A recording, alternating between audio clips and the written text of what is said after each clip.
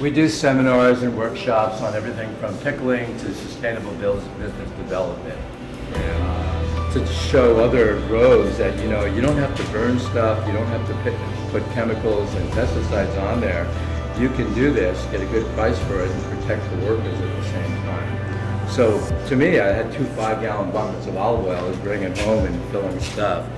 And I never knew that we could grow like that, but I like that we've grown, and that I feel like this is one of the things we do that makes a difference. You know, they're a little skewed. Like there's this idea of making a profit, and so money leads. And not that you can't do good business with money leading, but it changes the way you think. So if money was leading, we'd ask the question, should we have a child care center? Should we have a kitchen? And you'd go, no, we'll make less money if we do that because there's no money coming in from doing that.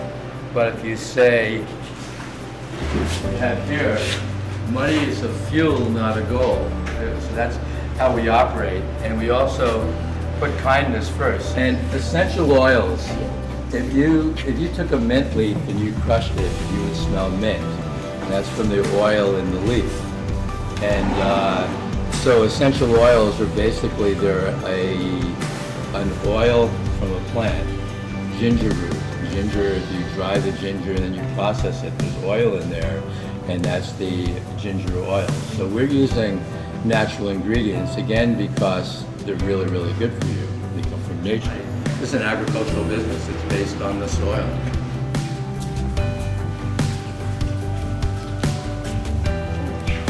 This is like a supermarket of Badger stuff.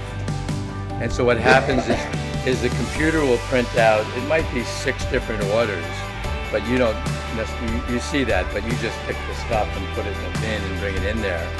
And then a shipper, let's say a shipper's gonna ship to someplace in Princeton, New Jersey, and they've got the order, they'd have to run out here and find it all along this different thing. But because we have pickers, the shipper's got stuff here, and it says 5-star muscle rub. They got the 5-star muscle rub. And there's 6 orders, so when you get to the last order, there's just a little bit of stuff that's all there, right there with you. I've done that, and I end up with leftovers, and they don't want me shipping anymore. So. I got a call from a guy, and he said, also, in terms of sustainability, you can build a metal building, and in about 25 years, they start falling apart. This thing will be here 300, 500, 600 years from now. Who knows what it'll be?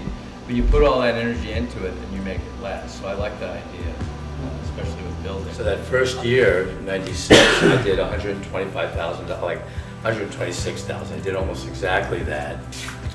And then the next year, because I added more products, I had all these stores that had my stuff in. When I came out with more stuff, they bought it.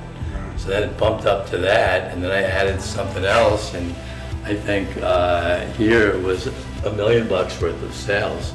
So in 3 years, and we just kept scrambling. Like in the first year, I couldn't remember if I had billed people, and if I had billed them, if they paid me, if they paid me, if I had deposited the check, and if they paid me and I deposited the check, had I actually delivered to them. And I even called somebody and said, you need to pay me. And she's like, Bill, you need to get a life.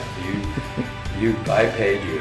And I found her check in the back of my truck, So I stopped doing carpentry. I hired a 10-hour a week, bookkeeper. I hired James to help me, do stuff.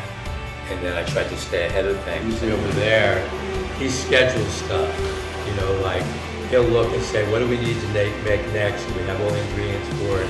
We have the people. In the end is James, who's the first employee. He's production manager. And then Kristen is the quality control person. What makes us discontinue a product? Because our equipment is geared to make 10,000 pieces, if you have something that maybe you're selling 1,000 pieces a year, and you've got, and in production is trying to fit in 90 different products, it's really difficult. So they look and they go, you will lose a little money, but it's just so inconvenient to try to fit that into the schedule, and you don't want to make 10 years worth of stuff, and you don't want to tie up the machine for a day to make 1,000 pieces. So that's often the reason.